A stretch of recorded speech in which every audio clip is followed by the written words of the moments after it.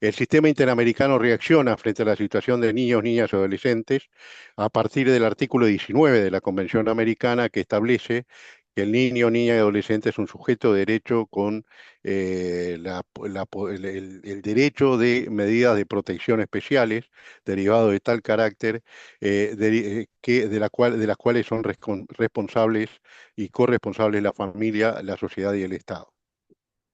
La Corte ha interpretado ese artículo 19 de la Convención Americana a partir de un corpus juris muy amplio, encabezado por la Convención de los Derechos del Niño y toda la normativa de soft law muy amplia que hay sobre derechos de infancia.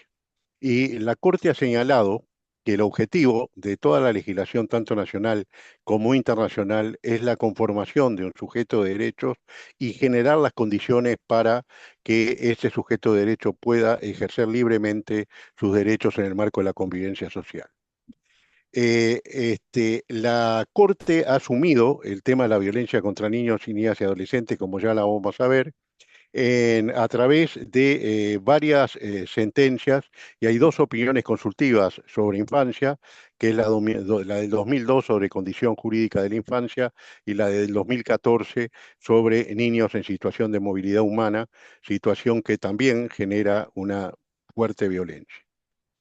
Yo me preguntaba cuando ustedes me hablaban de nuevas violencias, si realmente hay nuevas violencias o son violencias que se van repitiendo y van adquiriendo nuevas formas. Yo creo que tradicionalmente la infancia es objeto de violencia, lo ha sido a lo largo de la historia, y que cada uno de los tiempos va generando nuevas formas o nuevas maneras del ejercicio de esa violencia. En el mundo, es decir, en el mundo actual, vemos que se ha producido un enorme cambio tecnológico que ha generado un ámbito en el cual los niños y niñas y adolescentes han encontrado un fuerte nivel de desarrollo y de acceso a información, pero también es un mundo que entraña sus peligros y en el cual hay una violencia en línea que se expresa de una manera muy clara. Es decir, los niños actuales afrontan la desintegración familiar y además están las amenazas muy latentes y muy fuertes en América Latina, por ejemplo, el crimen organizado, la trata de personas, por ejemplo, el narcotráfico que usa niños como sicarios, pero a su vez usa niños como clientes de las adicciones. También estamos en un mundo que afronta el fenómeno de la guerra, donde hay niños que sufren las consecuencias de la guerra y otros que son utilizados como combatientes. Y la Corte, en la medida que ingresó a estas temáticas de esto que yo llamo las nuevas viejas violencias, siempre ha advertido que estas violencias tienen una característica especial, que es lo que podríamos llamar la interseccionalidad. Es decir, un niño, conforme el artículo 1.1 de la Convención, es una de las categorías que merecen especial protección por el artículo 1.1 respecto de cualquier tipo de discriminación, pero a su vez, generalmente ese niño es niña o es niño, ese niño pertenece a determinada clase social o vive en determinado entorno, y ahí se da este fenómeno de la interseccionalidad a la cual debemos acudir inclusive cuando tenemos que afrontar políticas para que esa violencia sea saneada por una parte combatiendo las causas y por otra parte combatiendo los efectos que han causado en nuestros niños, niñas y adolescentes esa situación. Yo voy a citar algunos casos en que la Corte trabajó estos temas y cómo la Corte los ha resuelto. Por ejemplo, en el caso González Luis versus Ecuador, es un caso del 2015, se trata de una niña Thalía que a los 5 años, por un problema de una transfusión de sangre mal hecha, adquiere VIH y el sistema educativo pretende expulsarla. Consideraba que el hecho de tener VIH era peligroso para sus compañeras. y compañeros. Si la Corte dice que una persona que tiene VIH no es una persona discapacitada y que el principio no es la segregación, sino la integración, y que el principio del ejercicio del derecho a ser educado, en este caso, requiere la protección de la integridad personal sin discriminación de especie alguna y de manera, vuelvo a repetir, integrativa. No,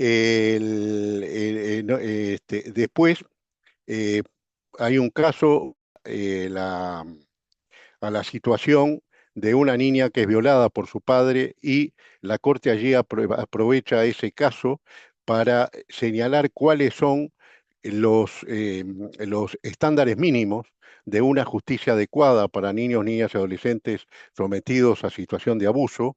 Se insiste en la no revictimización, en la utilización de profesionales idóneos para cumplir esta tarea, la necesidad de escuchar al niño de manera personal, también la utilización de asistencia letrada y personal especializado para tratar ese tipo de casos. Eh, También la Corte ha afrontado la violencia que sufren niños, niñas y adolescentes en el en el ámbito médico y de investigación ante delitos sexuales. Es decir, volvemos al tema de delitos sexuales y hay un caso Angulo Lozada versus Bolivia del 2022 en el cual se trata de una niña de 16 años que denuncia a un primo por posible abuso sexual, que es continuamente revictimizada y es atendida por médicos y personas supuestamente especializadas que en realidad no tenían ninguna especialización para atender este tipo de casos. Hay un caso bastante reciente, el 2023, María versus Argentina, que es una chica de 15 años que queda embarazada de un primo en una situación de abuso sexual y el hospital de Rosario, que era el que intervino, el personal médico toma la decisión de que esa niña no puede tener a su hijo y se ejerce violencia obstétrica para separarla apenas tiene a ese niño de su hijo e inmediatamente después de nacer este niño es entregado en adopción y hay toda una lucha de esta chica María para poder juntarse con su hija.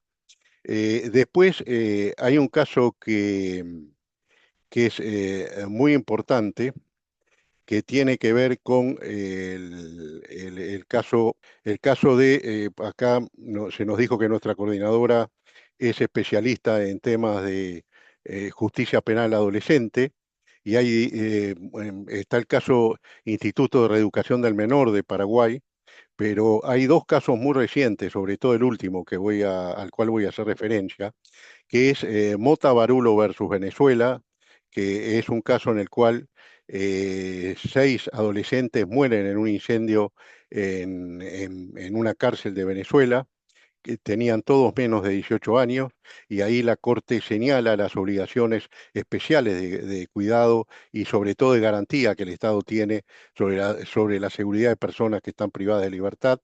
Y tal vez el caso más destacable es el caso Sename versus Chile, una sentencia del 20 de noviembre del 2024, donde la Corte ingresa a las condiciones de reclusión, señala la etapa de la adolescencia como una etapa de especial complejidad, pone como requisitos para la privación de libertad de adolescentes mínimos basados en el respeto a sus derechos, la necesidad de un trato humano, la necesidad del respeto a su dignidad y el tratamiento adecuado para estas personas. Y la Corte invoca allí el 5.6 vinculado con el 19, que es sobre la finalidad de la pena, que en este caso una sanción respecto de adolescentes tiene una finalidad socioeducativa. Y allí la Corte destaca, en este caso, que es fundamental tener en cuenta el perfil educativo que tiene cualquier medida que se adopte respecto de un adolescente privado de libertad. Y en ese plano, la Corte dice que es inconvencional una privación de libertad que se ejerce sin un contenido propiamente educativo, porque si no hubiera contenido puramente educativo, indudablemente estaríamos ante un caso de una pena en sentido estricto que no se vería reflejada de ninguna manera en el perfil que tiene que tener una persona adolescente en cuanto a tener la posibilidad de acceder eh, a una vida lejos del delito y sobre todo a integrarse socialmente. Estos son algunos ejemplos. Como cierre, quiero decir algo en lo cual he insistido personalmente a través de varios votos en la Corte y que está directamente vinculado a este tema de las violencias y de la infancia. La Corte durante muchos años mencionó el tema del derecho que cada persona tiene a establecer su proyecto de vida. Es decir, y la Corte mencionaba este tema fundamentalmente como una causal de indemnización. Es decir, el daño inmaterial se agudizaba en la medida en que las personas se habían visto privadas de su proyecto de vida. Un grupo de jueces de la Corte, del cual tengo el honor de integrar, sostenemos que hay un derecho al proyecto de vida, un derecho autónomo, que está integrado por varios derechos, pero que tiene también una expresión propia, y que ese derecho de vida se integra en algunos casos por el derecho a la vida, el de vida digna, el derecho a la integridad personal, el derecho a la dignidad, el derecho a la autodeterminación, y básicamente es una libertad que es el poder organizar la vida de cada uno y proyectarla conforme a sus posibilidades.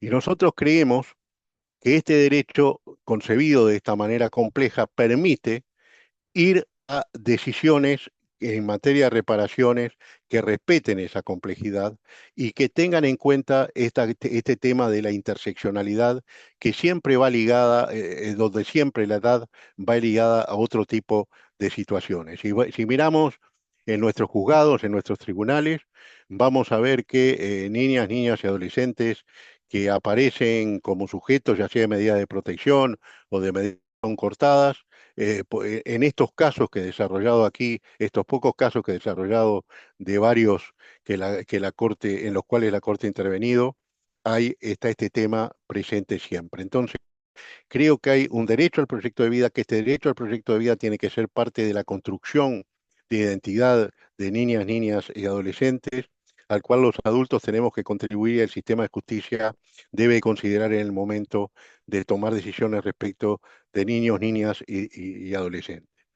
Yo creo que hay nuevos desafíos, algunos ya presentes en el pasado, y quiero destacar lo siguiente, en un país como la Argentina, en lo cual la normativa internacional integra el bloque de constitucionalidad a través de la Constitución, especialmente la Convención de los Derechos del Niño y la Convención Americana, y en el Uruguay, donde el artículo 72 de la Constitución dice que los derechos, deberes y garantías que hacen a la forma republicana y a la dignidad humana son parte de la propia Constitución. Esto hace que los jueces nacionales estén dotados de la facultad de aplicar en forma directa, vía bloque de constitucionalidad o vía bloque de convencionalidad, o sea, control convencional y control constitucional, que en estos casos se constituyen en uno solo, estamos facultados a los efectos de integrar esta nueva visión del derecho en el cual las normas de derecho, tanto de origen internacional como de origen nacional, así como la jurisprudencia de origen nacional como de origen internacional, se juntan y coadyuvan a los efectos de marchar hacia determinados objetivos. En este caso, la Corte ha determinado que el objetivo de toda normativa relativa a infancia es permitir el desarrollo de la personalidad libre de violencia de niños, niñas y adolescentes, como también lo establece Belén de Pará respecto de las niñas y las mujeres, y por una parte, y por otra parte hacer efectivo su interés superior. Y su interés superior consiste justamente en esa facultad de desarrollo, de ejercicio de sus derechos y de ejercer la libertad esencial a todo ser humano. Muchas gracias. Ahora voy a presentar al otro expositor, un querido amigo, el doctor Omar Palermo, que es ministro de la Suprema Corte de Justicia de Mendoza desde el año 2012. Es profesor titular efectivo del Derecho Penal en la Universidad Nacional de Cuyo desde el 2008. Es doctor en Derecho por la Universidad Pompeu Fabra Barcelona, no sé si es así, Pompeu, España, bajo la dirección del catedrático de Derecho Penal, doctor Jesús María Silva Sánchez, en 2005. Es becario postdoctoral Alexander von Humboldt, bajo la dirección del profesor doctor Michael Pawlik, catedrático de la Universidad de Freiburg, Alemania, 2018-2021. Expresidente de la Asociación Argentina de Profesores de Derecho Penal, 2017-2019, director nacional de la Maestría en Derecho Penal que organiza la Universidad Nacional de Cuyo, autor de obras y artículos sobre derecho penal, en particular teoría del delito, y también profesor invitado y conferencista en diversas universidades de Argentina, Brasil, Chile, Colombia, Perú, México, Honduras, Ecuador, España y Alemania. Doctor Palermo, lo escuchamos.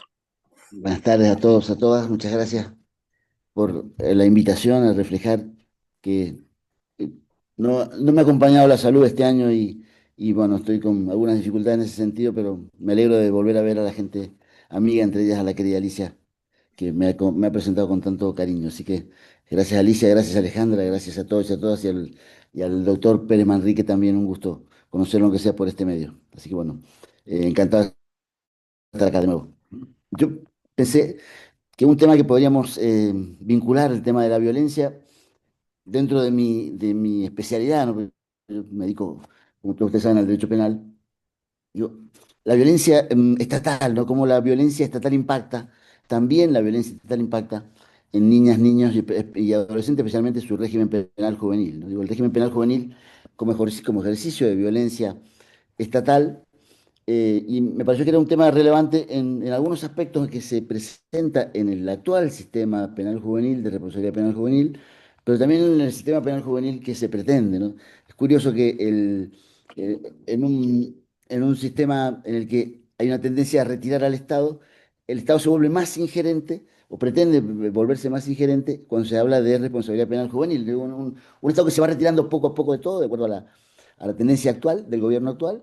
En materia penal juvenil es ingerente, pretende más Estado allí donde la responsabilidad es de niños, niñas y adolescentes, la responsabilidad penal. Entonces, lo primero que quería reflexionar era eso, la necesidad de que discutamos sobre la violencia estatal, la violencia institucional en el ámbito de la responsabilidad penal juvenil, en algunos aspectos en el actual sistema y en otros aspectos en el sistema que está discutiéndose para hacer legislación vigente. Si me permiten, yo completaría un pequeño, no sé si puedo hacerlo, Power. Sí. Es muy cortito, me va a ser.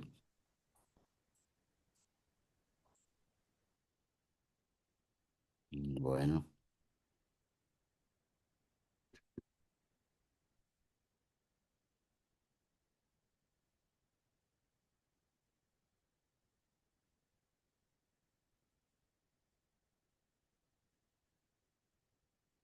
bueno, no lo puedo presentar, no sé, no me aparece acá. A ver, no importa. Yo los cuento.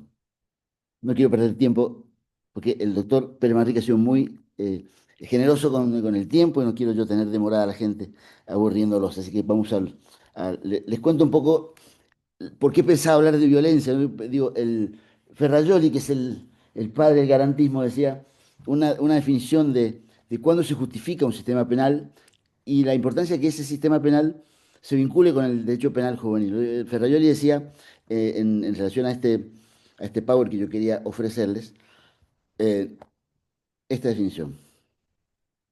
Ferrajoli dice, un sistema penal está justificado únicamente si la suma de violencias que previene los delitos, las venganzas, que previene el sistema penal, previene los delitos que no se cometen, previene venganzas también, o reacciones arbitrarias, penas arbitrarias, que puede prevenir también, es superior, dice Ferrajoli, a las violencias constituidas por los delitos no prevenidos y por las penas para ellas combinadas. Es decir, la pena es violencia, la no prevención de delitos es violencia, y cuando eso se trata de jóvenes, hay que buscar muchas mejores razones para justificar un sistema en el que se ejerza una violencia como la que ejerce el Estado a través de la pena, ¿no? En un sistema como el que se propone en el actual Congreso de la Nación, un sistema que pone las mismas penas para adultos que para jóvenes, ¿no? Digo, eso es violencia en el sentido de que no tiene en cuenta que la personalidad del autor es una personalidad, en el ámbito del penal juvenil es una personalidad graduable y en consecuencia no puede responder con la misma escala penal un joven que una persona adulta. Entonces, eso parte del ejercicio de la violencia estatal está en pretender equiparar adultos en cuanto a la escala penal, al menos en el actual régimen, en el actual proyecto que está discutiéndose en el Congreso, que prevé las mismas penas, escalas penales para adultos que para jóvenes. Entonces yo pensé, digo, ¿por qué? ¿Cuál es el problema que presenta el derecho penal juvenil para ese exceso de violencia, para esa violencia estatal tan importante que se ejerce todavía respecto a jóvenes y niños y niñas y adolescentes? Me parece que lo primero es señalar cuál es el aspecto más relevante de la teoría de la resocialización. Me parece que la teoría de la resocialización, que es muy importante en el ámbito del derecho penal juvenil, lleva a un sistema a veces un poco arbitrario en el sentido de que no pone un límite al principio del hecho. La resocialización no es un límite al hecho, importa tanto la mejora del autor y no tanto el hecho. Es un problema de la teoría de la resocialización, que es la que se importa al derecho penal juvenil. Entonces, un derecho penal juvenil basado exclusivamente en la idea de resocialización mira más la mejora del joven que el hecho que ha cometido el joven. Y entonces, eso tiene un problema, que a veces esa mirada es más ingerente cuando interviene el Estado a través del tratamiento tutelar o como se denomina actualmente el sistema de protección de menores. Es a veces el sistema de protección un medio de establecer un derecho penal en realidad más de medidas de seguridad que de penas. Entonces, esa violación del principio de derecho se advierte como consecuencia de esta idea de la resocialización. Eh, ¿Qué otra dificultad tiene la resocialización que conduce a un derecho penal juvenil más de medidas que a un derecho penal de culpabilidad por el hecho? Porque importa más cuánto necesito para resocializar al chico que cuánto corresponde de intromisión estatal por el hecho que ha cometido. Esa violación del principio de derecho, el más y el menos, de algún modo conduce a que el sistema de protección penal juvenil se transforme en un sistema de algún modo discrecional. El ámbito donde mayor discrecionalidad tiene el juez, la jueza, el fiscal en materia penal juvenil es el ámbito del régimen de protección.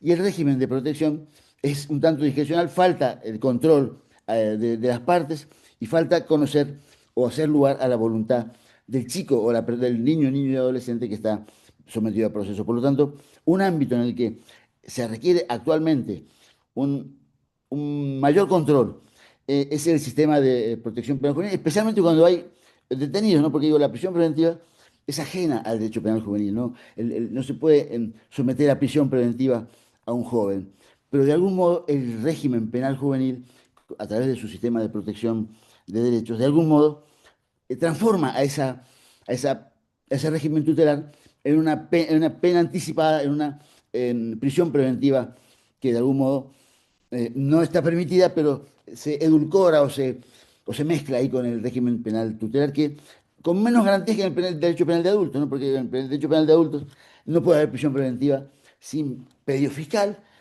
En el régimen penal juvenil, el juez puede ordenar medidas de protección, aunque no las pida el fiscal, y se las puede ordenar de oficio.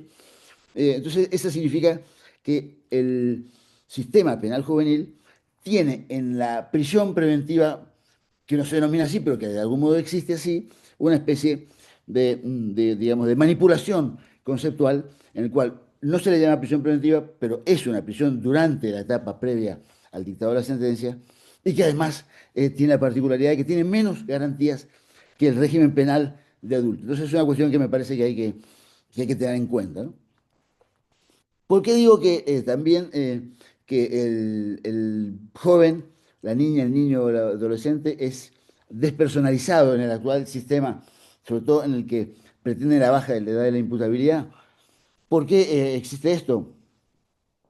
Porque la fundamentación por la cual una persona joven, un chico de 16 o 18 años, ahora se pretende de 14, sea responsable penalmente, es que tiene una personalidad que le permite reducir su responsabilidad.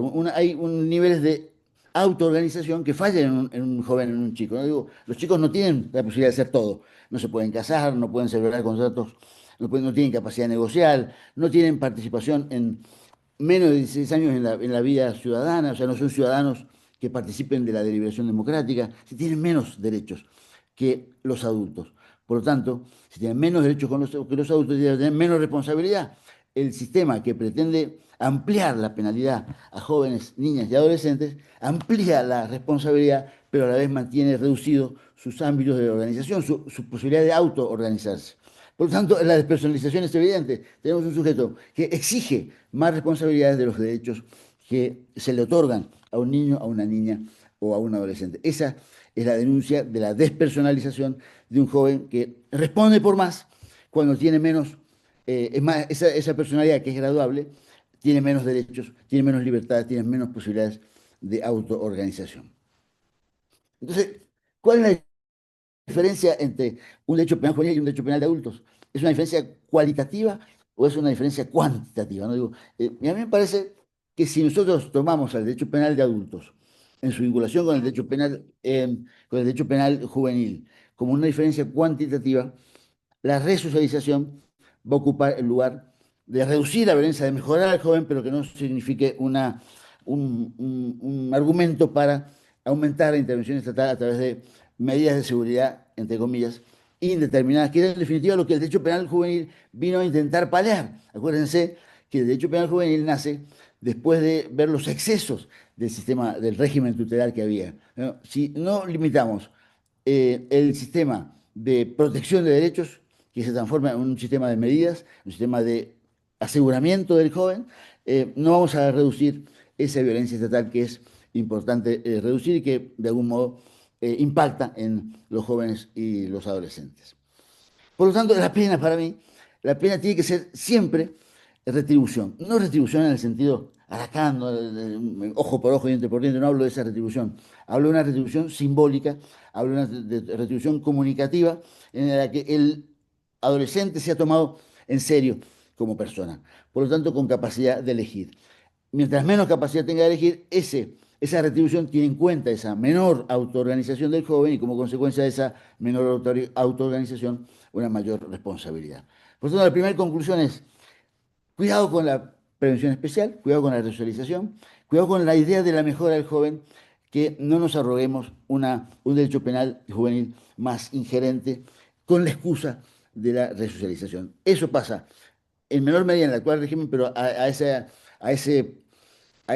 línea de pensamiento se adhiere el proyecto de reforma que está en el Congreso de la Nación. Retribución versus resocialización.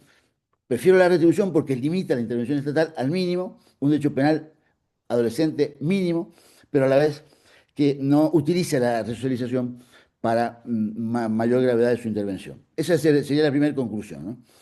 La segunda conclusión tiene que ver con la necesidad, muchas veces se habla en el proyecto de arrepentimiento, ¿no? Digo, el arrepentimiento, la expiación, ¿no? La pena expía la culpabilidad del autor y el joven se debe arrepentir de su comportamiento. El arrepentimiento es un sesgo moral inadmisible en un Estado democrático de derecho. Creo que el arrepentimiento ni siquiera debería jugar un papel en la determinación de la pena. No creo que sea legítimo disminuir la pena porque el autor se ha arrepentido. Me parece que el arrepentimiento no puede jugar ningún papel ni en el derecho penal de adultos ni en el derecho penal juvenil. Que sea deseable el arrepentimiento no significa que juegue un papel jurídico en el derecho penal, ni menos en el derecho penal juvenil. También el derecho penal juvenil es un derecho penal de hechos y no de un derecho penal de autor, un derecho penal en el que se juzgue o que el Estado pueda premiar ese sesgo moralizante que tiene la idea de arrepentimiento. Esa menor responsabilidad se advierte también en otros ámbitos, por ejemplo, en la legítima defensa. ¿No? ¿Por qué hay menor derecho a la legítima defensa frente a un agresor inculpable, frente a un joven que frente a una persona adulta o responsable? Porque tiene menos necesidad de afirmar el derecho frente a ese comportamiento. Por lo tanto, frente a un joven, esa graduación que tiene la personalidad se expresa o se refleja en la gradación del hecho y en consecuencia esa, eh, ese injusto es un injusto menor y por lo tanto esto se advierte no solo en la pena, sino también en la legítima defensa. Quien no es culpable, quien no comete una agresión culpable, los menores de 16 años no son culpables, no pueden ser agresores en una situación de legítima defensa, contra ellos cabe solo estado de necesidad defensivo y no legítima defensa. Ahora, si el agresor es un joven con tal cual no cabe legítima defensa porque no es culpable, ¿de qué manera la pena puede ser equiparada a la de adultos en cuanto a la escala penal si el sujeto tampoco es culpable? Digo, la misma razón por la cual la culpabilidad no se debe tener en cuenta en el injusto de la pena privativa de libertad es la misma que se utiliza como argumento por el cual la legítima defensa no cabe frente a agresiones de adolescentes menores de 16 años. Eh, Además de la retribución y la resocialización, además de la gradación de la personalidad, hay una tendencia también de algún modo, que la víctima también tenga un papel importante en el proceso penal juvenil. A mí me parece que si la discusión la volvemos a centrar en la teoría de la pena, la pena no es algo que se le entrega a la víctima. La pena es algo que tiene una función supraindividual. Si la función de la pena es supraindividual, el querellante particular, la víctima, puede ocupar solo un lugar marginal en el proceso penal de adultos y mucho más restringido todavía en el proceso penal juvenil. No creo que la víctima, en un sistema del derecho procesal vinculado al derecho penal juvenil y a la función de la pena, no creo que la víctima pueda tener un lugar relevante en el ámbito del derecho penal juvenil. ¿Por qué? Porque la pena no tiene esa función de proteger solo a la víctima, sino que la función fundamental que tiene la pena es el restablecimiento del orden, es una función simbólica, una función supraindividual y no una función en que la víctima, que hay que proteger a la víctima, sí, que hay que escuchar a la víctima, sí. Ahora, que la víctima se transforme en querellante en un proceso penal juvenil me parece inconveniente porque, digamos, lo que importa es la refutación del hecho del joven al menor costo posible para el joven, pero a la vez resocializando al joven. La víctima me parece que tiene poco que hacer en un sistema penal en el que ya se le ha concedido mucho, se ha incrementado mucho la punibilidad del derecho penal o la injerencia del derecho penal en general con la víctima en el derecho penal juvenil. Me parece que sería deseable que eso no ocurra, ¿no? No a a la intervención de la víctima en el derecho penal juvenil. Y el otro punto que me parece importante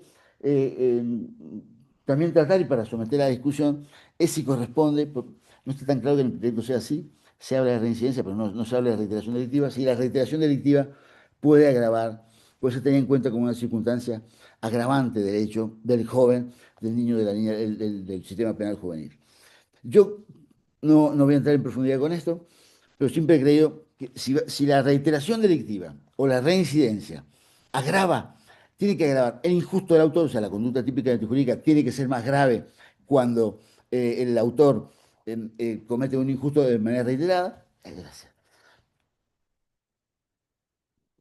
O sea, para que la reiteración delictiva grave tiene que ser un injusto mayor. La conducta típica y antijurídica tiene que ser más grave por haber sido reiterada. Y también la culpabilidad debe ser más grave. Pero resulta que la reiteración delictiva no agrava el injusto, porque no agrava la peligrosidad de la conducta, no agrava la imputación del dolo, no agrava el que fundamentaba muy bien la agravación de la reincidencia o la reiteración delictiva, era un autor alemán que se llamaba Armin Kaufmann, que decía, bueno, el que comete un delito en reiteradas oportunidades no solo viola la norma que dice no matar, sino viola también una norma de carácter. Pero esa norma de carácter es imposible fundamental en un Estado de Derecho. Una norma que tiene un sesgo moralizante, una norma de carácter, una norma que le obliga al autor a formar un carácter determinado en favor del seguimiento de la norma, es un orden, un sistema penal que moraliza, que pretende una sanción por no seguir por no tener esa moralidad que tiene la mayoría de la ciudadanía. Por lo tanto, me parece a mí que no hay injusto mayor en la reiteración.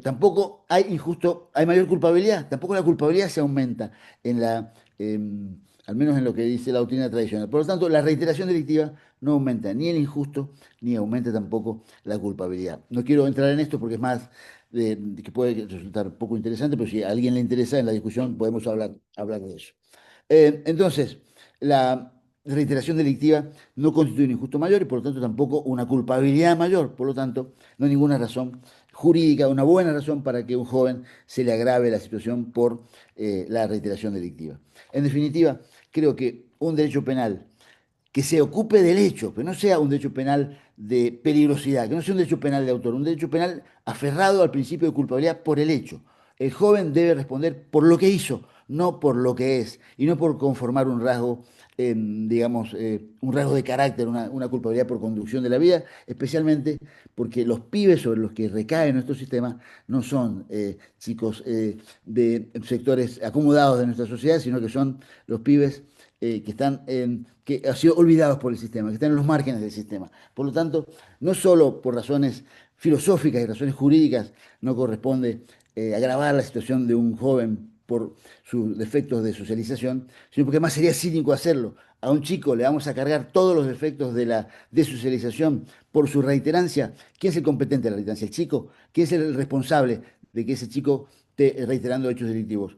El último responsable es ese joven. Es nuestro sistema educativo que falló, es nuestro sistema familiar que falló y es el Estado el que tampoco logra contenerlo, incluido el derecho penal o el sistema penal juvenil. Por lo tanto, imputar de ese defecto de socialización que se expresa en una mayor reiteración delictiva tiene una cierta dosis de cinismo y es violencia estatal que debemos también erradicar.